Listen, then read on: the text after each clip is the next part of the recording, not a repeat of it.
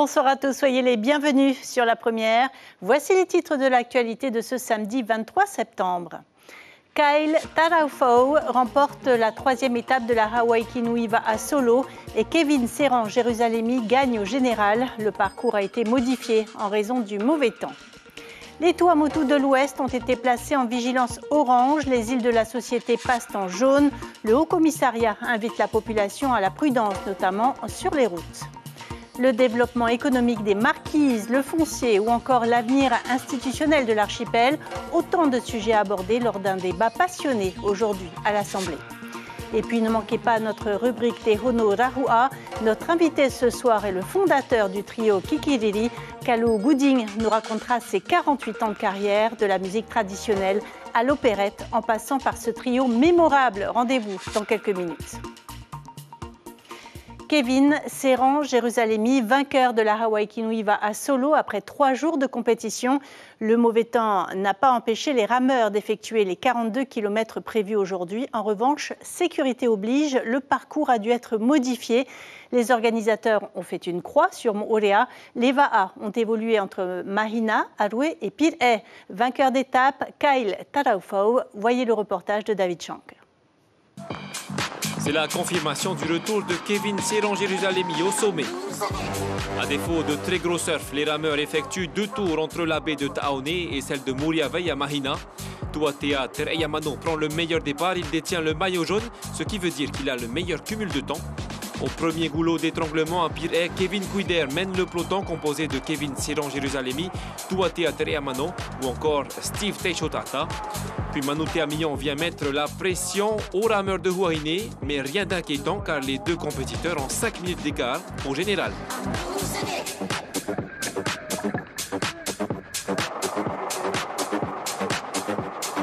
Au deuxième tour, un groupe de rameurs se détache du paquet et à la sortie de passe de Ta'aone pour Kyle Taraufau, c'est l'occasion rêvée. Il sort du paquet avec Kevin Serran-Jérusalemi à ses trousses et remporte l'étape.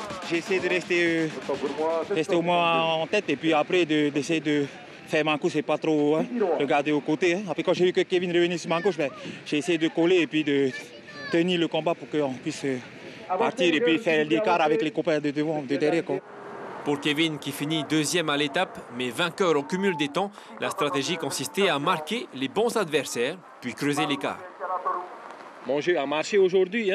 J'ai essayé de récupérer quand il fallait, pousser quand il fallait. Le dernier tronçon, je tiens à remercier Kyle Taraufau qui m'a motivé à rester à côté de lui, même s'il n'y avait plus de jus, mais le mental y était. Plus à creuser l'écart, plus à motiver. La grande surprise, c'est ce rameur. To'uanuili est ce qu'on peut appeler un outsider. Entouré de champions durant tout le 2e tour, il était en quelque sorte l'ovni de ce peloton. Le fait que devant c'était l'extraterrestre qui est devant toi, du coup ça te motive à fond quoi. Du coup voilà, on dit que c'est le mental qui a fait que j'ai pu tenir les ténors quoi. Pour les rameurs, il s'agissait de la dernière occasion pour se jauger avant la Hawaii Kinuiva, la plus grande course par équipe de la saison qui clôture l'année. Et la Fédération tahitienne de natation a dû aussi prendre une décision en raison du mauvais temps. La Tahiti Swimming Dream a été reportée au samedi 30 septembre. Selon Météo France, la pluie et les orages se décalent lentement vers l'est, épargnant petit à petit les îles de la Société au détriment de la moitié ouest des Tuamotu. Une zone placée du coup en vigilance orange. Les îles de la Société passent en jaune. Le Haut-Commissariat invite la population à la prudence sur les routes et au respect des consignes de sécurité. Sandroli et Lorenzo Marama se sont rendus ce matin à Tevayuta. Regardez. Depuis 2 jours, la pluie s'est intensifiée du côté de Tevayuta. À Mataiea, les consignes sont respectées et les activités de loisirs et sportives en mer ont fermé leurs portes. Il faut vraiment être vigilant sur le plan d'eau, aussi bien partout, et puis surtout sur la pluie. La pluie, ce n'est pas que la mer, il y a aussi les rivières, les cours d'eau, tous ceux qui habitent au bord de rivières, tous ceux qui sont susceptibles d'être dans les inondations, de bien se préparer, de veiller à tout ça. Je crois qu'il y a certains qui ont l'habitude, qui ont vécu avec les inondations dans chaque commune. Donc, je crois que ces personnes-là, ils savent comment agir. Il est difficile pour André d'éviter les sorties en mer. L'appel du large est plus fort. Il a aussi des bouches à nourrir, mais il est allé du côté de Faoné où la houle est moins forte. On est obligé d'aller, tant qu'il y a du poisson, il faut y aller chercher. même si c'est un peu risqué. Ouais, mais c'est le métier. C'est le métier, il n'y a pas de choix. Mais il n'y a pas seulement la pluie et la forte houle. Ces jours-ci, le vent Maramou des Australes est remonté jusqu'aux îles de la Société, ce qui affiche des températures à moins de 18 degrés la nuit du côté de Papeari. À l'heure actuelle, il fait 20 à 22 degrés. Et donc, c'est la situation du mois de juin-juillet. On le connaissait vraiment. Pour nous, l'hiver, c'est au mois de juin, juillet, mi-août. Mais là, on se rapproche du début du mois d'octobre. Et il fait encore frais, et puis avec le Maramou, et puis donc... C'est un appel, c'est juste de pouvoir, voilà. Donc la situation aujourd'hui, elle commence à changer et puis il faut que nous-mêmes, le peuple, la population, l'être humain, puisse respecter l'environnement, la nature, parce que c'est très important. Pour ce week-end, il est conseillé de limiter ses déplacements, de se mettre à l'abri et d'éviter de s'approcher des rivières. Elle est de retour après plus de 4 ans de combat acharné contre une leucémie. Keiko Chen, très suivie sur les réseaux sociaux, a pu guérir grâce aux soignants de l'hôpital Robert Debré. Aujourd'hui greffée, la jeune Tahitienne sera toujours suivie à l'hôpital de Taoné, mais revient de très loin. Écoutez son émotion à l'aéroport de Tahiti Fa'a. Tawarili a recueilli ses premiers mots. Je suis carrément contente. Et j'avais trop hâte de revenir aussi, parce que ça fait comme 4 ans que je ne suis pas revenue. Ton histoire a été suivie par de nombreux Polynésiens sur les réseaux sociaux. Aujourd'hui, tu es fière d'avoir vaincu la maladie. Oui, très fière. L'avenir des marquises au cœur d'une conférence débat aujourd'hui à l'Assemblée de la Polynésie. Des échanges initiés par la représentante Tavini, Marielle Kohu-Moetini, et elle espère en provoquer d'autres. Objectif, poser les bases d'une stratégie et d'un plan d'action sur les 5 années à venir. Les détails avec Maruki Duri et Ismaël Tahiata. On a des familles là-bas, on a nos terres là-bas, donc notre vie aussi, quelque part, c'est là-bas. Donc tout ce qui est projet de développement pour les Marquises nous interpelle aussi. Même à plus de 1000 km de Tahiti, les Marquises restent un territoire stratégique où les opportunités sont multiples. À l'issue des échanges, certains Marquisiens pensent que le développement économique serait incontestablement boosté par la création d'un aéroport international. Pour aller sur la Nouvelle-Zélande ou Hawaï, qui est à 3 heures d'avion des Marquises, il faudrait payer d'abord le billet d'avion de Marquise, Tahiti, et acheter le billet à Tahiti pour partir sur la Nouvelle-Zélande ou Hawaï. Je trouve ça vraiment... c'est pas du tout développé. Mais le foncier est aussi au cœur des préoccupations des Marquisiens, au point de les mettre en colère. Certains échanges étaient très tendus, car le sujet cristallise les tensions. Pour Marielle Kohu-Moetini, à l'initiative de cette conférence débat, il faut d'abord écouter les premiers concernés.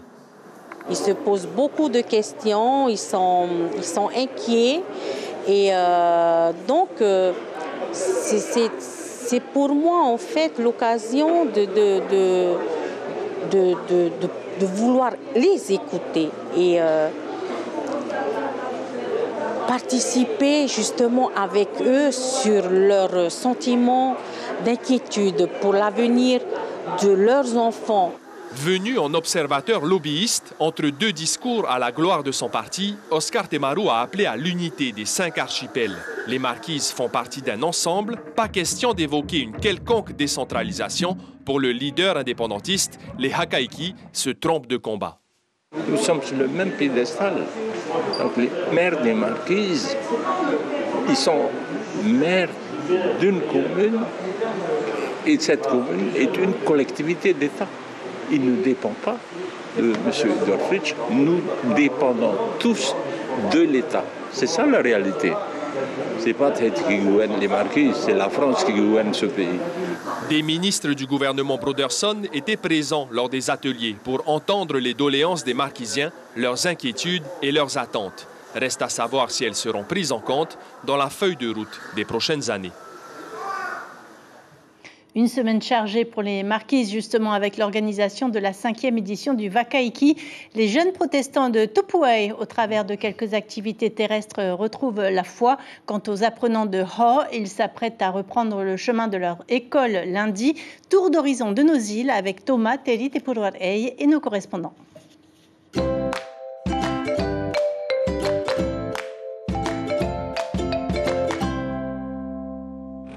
En terre marquisienne, le Wakaiki a pignon sur rue, même sur l'eau. On ne sort jamais des clous. Théâtre des hostilités ou à Pau, 200 athlètes, une partie pour ramer en V1 et V6.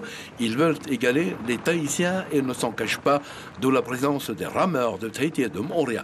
Pour la première fois, les femmes prennent part à ces hostilités plutôt viriles.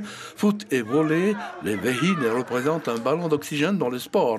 Marquisia au titre de championne de l'innovation, elles ne l'ont pas volé. Les rameurs qui se sont donnés dans ce partage entre le V1 et V6. Et voilà, le mot d'ordre c'était échange, moins dans la compétition. Voilà, pour moi c'est quelque chose de réussi. Aux Australes, sur l'île de Tubuai, les célèbres Huiapi occupent toutes les places libres. On se rencontre, on joue au volley, le sport de prédilection des protestants. C'est la première étape. Fatalement, dans cet archipel, on tresse. On n'arrête pas de tresser. C'est une tradition aussi vieille que les robes de nos grands-mères. Ici, on aime l'air libre et les jeux qui vont avec. Le football, évidemment, pas d'Mbappé en herbe. Chacun sa boule de pétanque. Nous sommes au sud du Sud-Pacifique. Il s'agit de faire se rencontrer des jeunes afin de les préparer pour les prochains défis sportifs. Sur l'île de la Harpe, le 4e plus grand atoll des Tuamotu, on la connaît mieux sous son nom officiel, Hao. C'est une musique toute fraîche qui s'était jouée cette semaine. Les scolaires y ont été choyés avec la mise en place d'un programme ludique pour les occuper pendant la courte période de vacances. Une multitude d'activités sportives, tous sports confondus, tout cela sous l'égide des associations de l'île et le contrôle des services de la commune. Lundi matin, c'est une musique pas redondante et surtout nécessaire qui occupera les jeunes esprits. Allez, place à la musique maintenant avec Te Hono Rahua.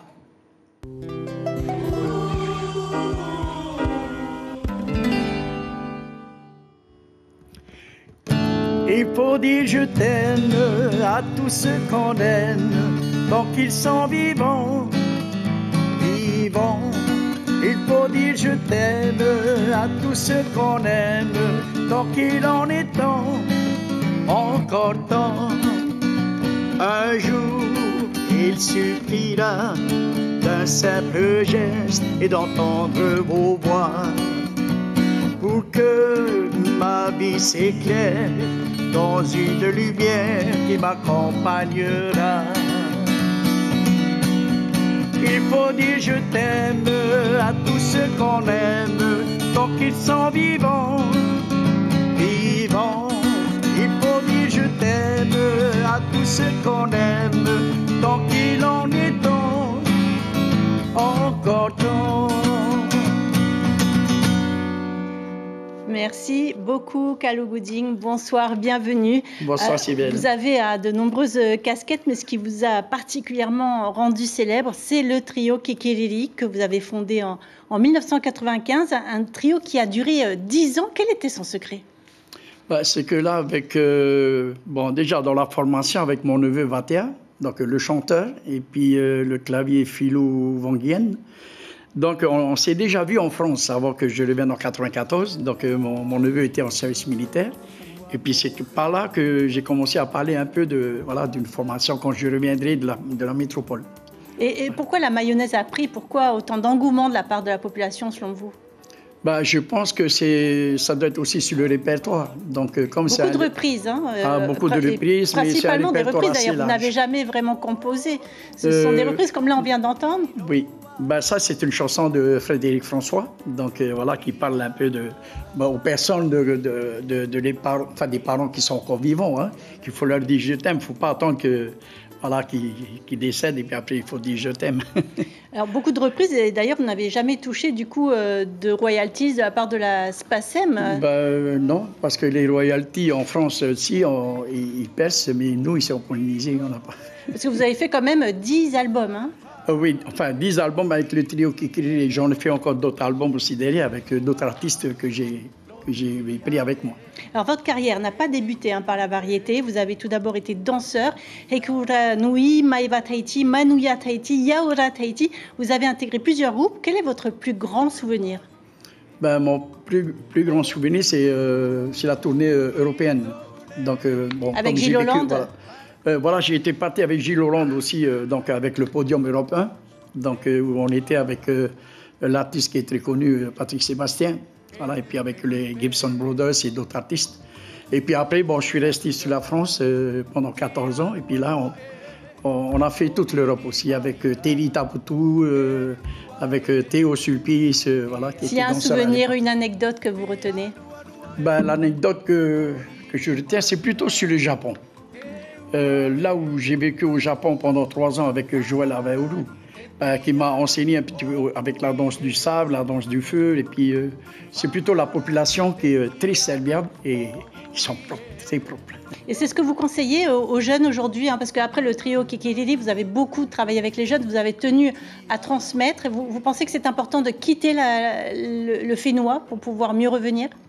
Bah, ça dépend si on vit que de la musique, et si on a autre chose à faire aussi à côté. Donc la musique, c'est en deuxième position, quoi. Mais il faut aimer la musique, comme on dit, voilà, il faut la respecter aussi. Bon, comme moi, je fais aussi, donc, je pars en Nouvelle-Zélande ou en Nouvelle-Calédonie, donc pour faire des tournées de 5 semaines. Donc, voilà. Et la musique des jeunes, vous l'aimez aujourd'hui? Plus ou moins. Plus ou moins. Mais bon, on est obligé d'accepter parce que, bon, voilà, c'est comme ça, ben, on n'y peut rien. En tout cas, vous jouez toujours, et notamment à Tohata, on vous entend régulièrement dans les restaurants de la place. On va vous retrouver tout à l'heure. Merci beaucoup, Kalou Gooding, d'avoir partagé un moment avec nous. Merci. Cet échange entre Océaniens à présent, développer les filières agricoles à Wallis et Futuna, c'est tout l'enjeu du déplacement de la délégation à Tahiti. Arrivés ce matin, les Wallisiens et les Futuniens n'ont pas hésité à affronter le mauvais temps pour visiter une exploitation de canne à sucre et une romerie située à Papara sur le domaine d'Atimaono. Rohan Poutourou et Jacques Damouri étaient, regardez. En quelques secondes, le jus de canne à sucre frais, aromatisé au gingembre, au curcuma ou à l'ananas, fait son effet. La délégation de Wallis et Futuna est sous le charme et les idées fusent déjà pour développer cette filière agricole dans leur pays. Aujourd'hui, par exemple, on constate que tout ça, on peut le faire. On peut animer nos marchés, et puis produire aussi et dynamiser et puis inciter les jeunes ou les moins jeunes, le fait de leur redonner goût au métier d'agriculteur et leur démontrer qu'on peut vivre avec. Et c'est ça l'objectif aussi de notre mission ici en Polynésie. Malgré son âge, David Mou a toujours autant de panache pour diriger l'exploitation familiale. Ses 30 ans d'expérience font de lui une référence au Fénois. Sa réussite se résume en 2 principes fondamentaux. Le secret, c'est le goût, ton palais. Le palais et la propreté de la fermentation. Si tu as une fermentation qui est propre, tu sors un bon produit. Sur les 17 hectares de plantation, ce ne sont pas moins de 400 litres de rhum qui sont distillés sur les 40 000 litres de jus pressé par mois. Pour Roni, le marché est plus que prometteur. Certains rhums d'exception sont déjà à l'étude pour gagner en notoriété. On a commencé à replanter une ancienne variété de canne à sucre qui était originaire de Tahiti. Et c'est le petit bout de canne qui est ici, originaire de Tahiti, qu'on va faire un rhum d'exception, on va dire ça. Voilà. Pour la première fois depuis longtemps, la famille Mou sera présente à la foire agricole qui ouvre ses portes ce 28 septembre. La délégation de Wallis et Futuna sera aussi de la partie. Elle profitera d'engranger un maximum de connaissances et d'idées sur les filières agricoles au Fénois avant de repartir le 2 octobre prochain. Un mot de rugby avant de se quitter. L'Irlande a fait tomber l'Afrique du Sud au terme d'un duel très serré lors de la Coupe du Monde. 13-8 pour le 15 du trèfle. L'Afrique du Sud a de grandes chances de terminer 2e et de retrouver les Bleus en quart de finale. On arrive au terme de cette édition. Nous retiendrons cette information. Kevin Serran-Jérusalemi, vainqueur de la Hawaii Kinui, va à Solo après 3 jours de compétition. Le mauvais temps n'a pas empêché les rameurs d'effectuer les 42 km prévus aujourd'hui. En revanche, le parcours a dû être modifié. Les Va'a ont évolué entre Mahina, Arue et Pir'e. Kyle Taraufou est le vainqueur de cette 3e étape. Au programme ce soir sur la première, Renaud Hippo, puis le feuilleton Legacy. Comme promis, on se quitte en musique avec notre invité Kalou Gooding. Belle soirée sur la première, à demain. Elle était déjà là bien avant que le camion ne vienne.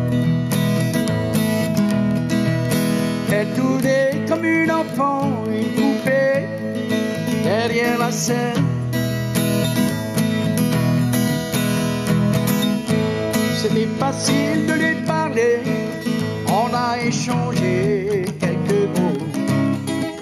Je lui ai donné mon passe pour qu'elle puisse entrer voir le show. Elle s'est assise à côté de moi sur des caisses de bière. Pendant que je mixais le son pour le groupe sur la scène en arrière.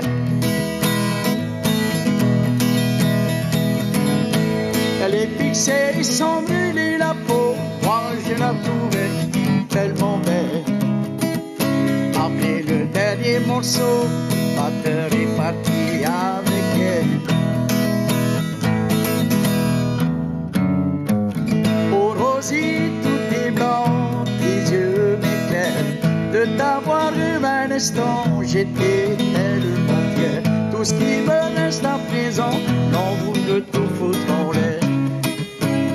Et de recommencer. Retrouvez ce programme en replay sur notre site internet.